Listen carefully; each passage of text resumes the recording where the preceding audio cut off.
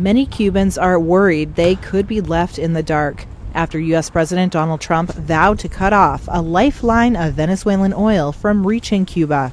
Venezuela was once Cuba's top supplier, but according to shipping data and internal documents from Venezuela's state-owned oil and gas company, it has not sent crude or fuel to Cuba for about a month. That's due to a U.S. naval blockade even before the capture of Venezuelan leader Nicolas Maduro. Some Cubans say that without fuel, daily life will be more difficult. Dianira Gonzalez, who lives in Havana's countryside, prepares her children's lunch over charcoal because, she says, electricity is spotty.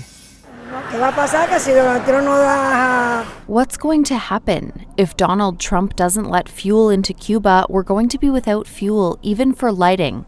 We'll be in the dark with the children in need, because what are we going to use for light? What are we going to cook for the children if not with charcoal? Drivers, too, are feeling the strain. We have lines here for 24, 48, 72 hours. And that has an impact because 24 hours here means 24 hours without income. People who are in hospitals and who sometimes have to wait or have to leave in another car because the car they are assigned doesn't have fuel to run, and that definitely has a serious impact here on Cuban society. Tensions are rapidly escalating between the U.S. and Cuba. In a recent social media post, Trump said no more Venezuelan oil or money would go to Cuba following the capture of Maduro, and suggested it should strike a deal with Washington.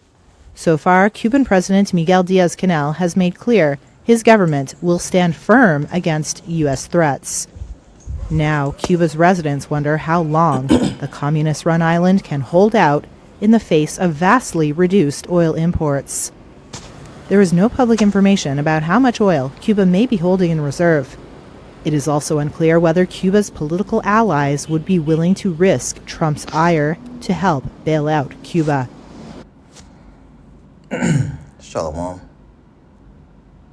First and foremost, I want to give all praise, honor, and glory to Heavenly Father's only begotten Son, Yahweh, Bahashem, Yahweh Shai, Bahashem Rakak Badash. Double honors to our apostles, elders, great millstone for teaching us His truth according to the Bible and her well. Allah Shalom, not a sincere argument to all the four corners of the earth, pushing His truth through diligence and sincerity and in charity. And El Shalom, to all you sincere followers, believers of Yahweh, Bahashem, Yahweh Shai, not just hearers of the word, but doers as well, you men, women, and children, and hopefully elect. Shalom. Back with another quick hit. You think we're not in Jacob's trouble? All right. You think we're not in Jacob's trouble? All right. And Manasseh, so-called Cubanos, all right, ask them. They're already, have been living decades behind everyone else. But now, the fuel to fuel the island is being stripped from them. Now they're gonna have to find, pretty much going back to the Stone Age, man. Pretty much going back to the Stone Age. And the Lord said that this time will come, the squeeze will come, right? This is the book of Jeremiah, chapter 30. We go over this all the time. And 4 says, and these are the words the Lord spake concerning Israel and concerning Judah, all 12 tribes. For thus saith the Lord, Yahweh Bahashem Yahweh Shai, we have heard a voice of trembling, of fear and not of peace. Ask ye now and see whether a man doeth travail with child. Wherefore do I see every man with his hands on his loins, as a woman in travail, and all faces are turned into paleness. Frightening times are ahead of us, man. We can't express it enough. We can't bring out the scriptures enough. Our people are just gonna have to go through it. Okay? Our people are gonna have to go through it, man. And Matthew 24 tells you the time that's coming is not gonna be a time like it. A lot of our people don't believe in these scriptures, but you will be made a believer in these latter days. And for a lot of you, it's going to be too late. Verse 7, alas, for that day is great, so that none is like it. It is even the time of Jacob's trouble, but he shall be saved out of it. Who was Jacob? Jacob had 12 sons, right? His name was changed to Israel.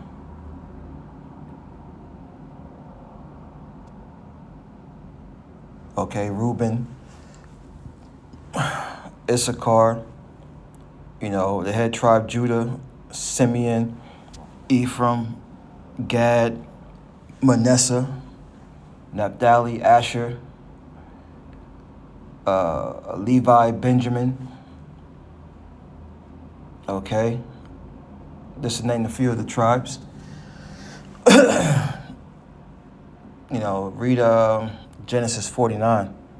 The things that befall the Lord's people in these latter days. The 12 tribes of Israel, all right? But troubling times are ahead, man.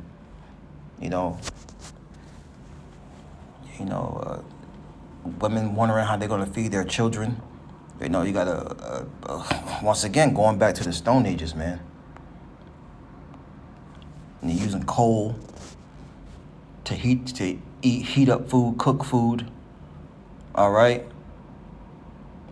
And when things hit here in America, because America is luxury everywhere. You see how she's living?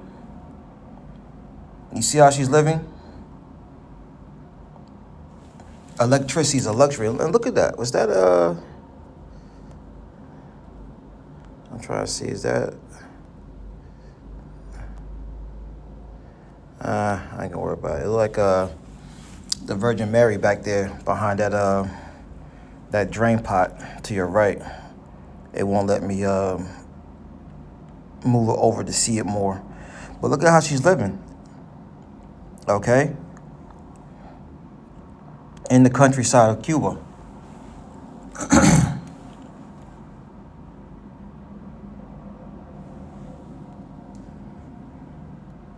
That's why when it hits America, man, it's gonna be crazy, man.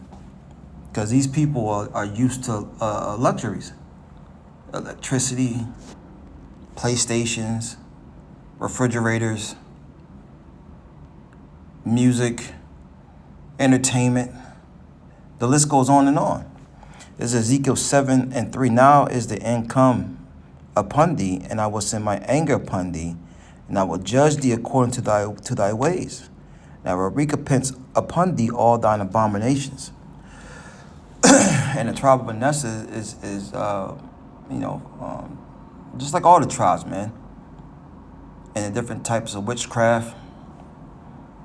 Okay. Idols.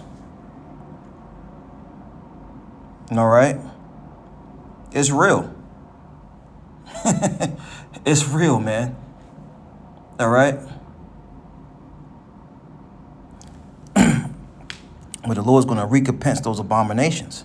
It says, verse 4, my eyes should not spare thee, neither would I have pity.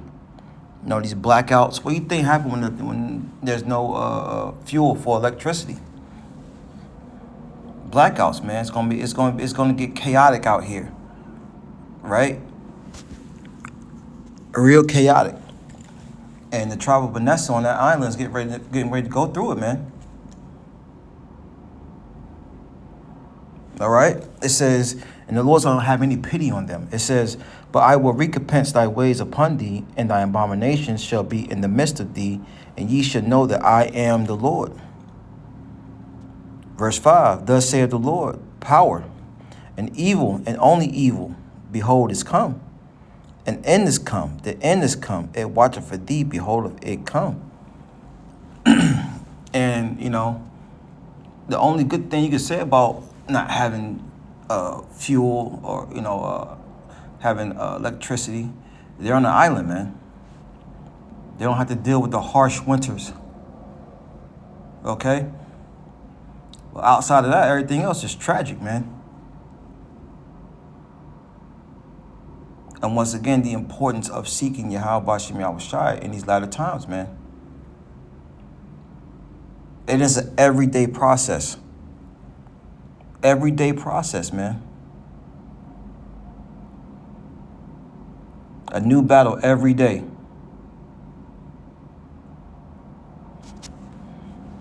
we'll end it off on this precept right here, because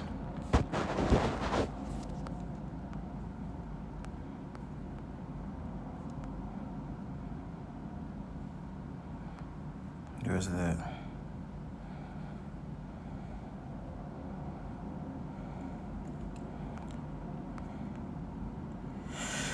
I saw some good ones up there, but this is what I want. Psalms 37:25. I have been young and now old, yet I have not seen the righteous forsaken. All right, so those that are turning back to the Lord, seeking him his way. Deuteronomy 10 comes to mind. O Israel, what doeth the Lord thy God require thee, but to fear thee and keep his ways? What if we paraphrasing? Right? Ecclesiastes 2, right? Sirach 2 comes to mind. That whole chapter. All right. So the Psalms 37:25. I've been young and now I'm old, yet have I not seen the righteous forsaken, nor a seed begging bread.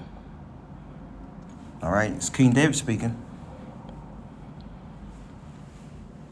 So you got to keep that in mind. You know, you turning back to the Lord, doing the best you can do. Yeah, you may be in a blackout, but the Lord's going to take care of you. You're going to have what you need.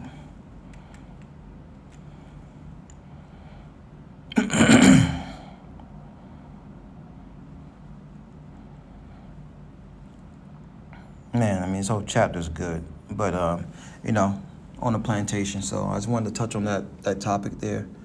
You know, Lord willing, that's edifying. Till next time, I say shalom.